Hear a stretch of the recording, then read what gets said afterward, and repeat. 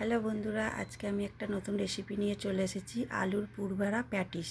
তার জন্য আমি পুরটা আগে বানিয়ে নেব। কড়াইতে সর্ষের তেল দিয়ে ওর মধ্যে এবার বাদামগুলো ভেজে নেব। বাদামগুলো হালকা ভাজা হলে ওর মধ্যে দেব পেঁয়াজ আর কাঁচা লঙ্কা। পেঁয়াজ আর কাঁচা লঙ্কাটা ভাজা ভাজা হলে ওর মধ্যে দেব আদা কুচি। আদা কুচিটা দিয়ে একটু ভাজা ভাজা হলে ওর মধ্যে এবার কিছু মশলা দেব, নুন, হলুদ, লঙ্কা গুঁড়ো আর চিনি। ব্যাস, এটাও একটু নেড়ে চেড়ে নেব।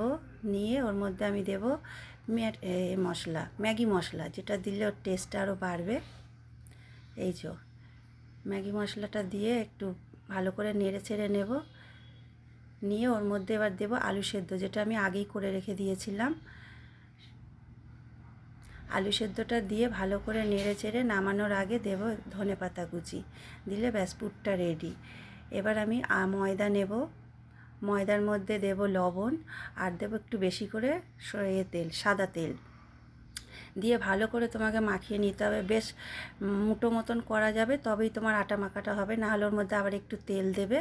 এই যে আটাটা মেখে, ময়দাটা মেখে নিয়ে আমি এবার 10 মিনিটের জন্য রেখে দেবো। 10 মিনিট পরে আমি আবার একটু সাদা তেল দিয়ে এটাকে একটু মেখে নিয়েছিলাম।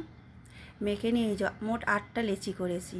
এবার একটা বাটিতে ঘি নিয়েছি, ঘিয়ের মধ্যে একটু কর্নফ্লাওয়ার দিয়ে এটাকে একটু মিশিয়ে নেব। এই দেখো এইভাবে। এবার আমি যেমন আমরা রুটি করি সেরকম নর্মালি বেলে নেব সবকটা একসাথে। এই যে আমি সবকটা রুটি একসাথে বেলে নিয়েছি। এবার এক একটা রুটির ওপরে ভালো করে ঘিয়ের মিশ্রণটা মেশাতে হবে। মিশিয়ে নিয়ে একটা করে রুটি এর ওপরে চাপাতে হবে। সবকটা রুটি এইভাবে একটার পর একটা করে দিয়ে দিতে হবে। দিয়ে এবার একটু তোমরা একটু হালকা হাতে বেলে নেবে। নিয়ে এবার ভাঁজ দিতে হবে, যেমন এই যে আমি ভাঁজ দিচ্ছি। এটা তোমরা সন্ধ্যাবেলার টিফিনে বানাতে পারো, খুবই ভালো লাগে খেতে, মুচমুচে। এই তো এবার হয়ে গেছে। এবার তোমরা একটু গায়ের জোরে চেপে একটু বেলে নেবে এটাকে।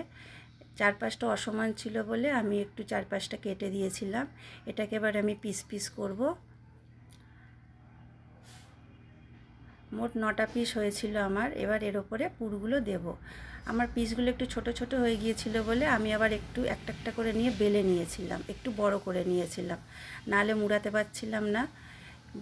এই দেখো, এবার চারিপাশে জল দিয়ে দেবে, দিয়ে তোমরা চেপে দেবে। তোমরা তোমাদের ইচ্ছা খুশি মতন শেপ দিতে পারো, আমি এরকম দিয়েছিলাম।